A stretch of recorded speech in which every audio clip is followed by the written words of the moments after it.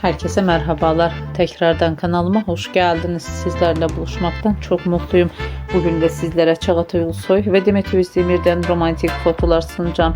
Eşref ve Rüya dizisinin başrolüne çekilen ikili aşk dolu paylaşımlarıyla sosyal medyada gündem oldu.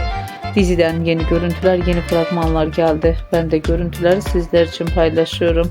Umarım beğenirsiniz. Şimdilik benden bu kadar. Hoşça kalın, sağlıcakla kalın arkadaşlar.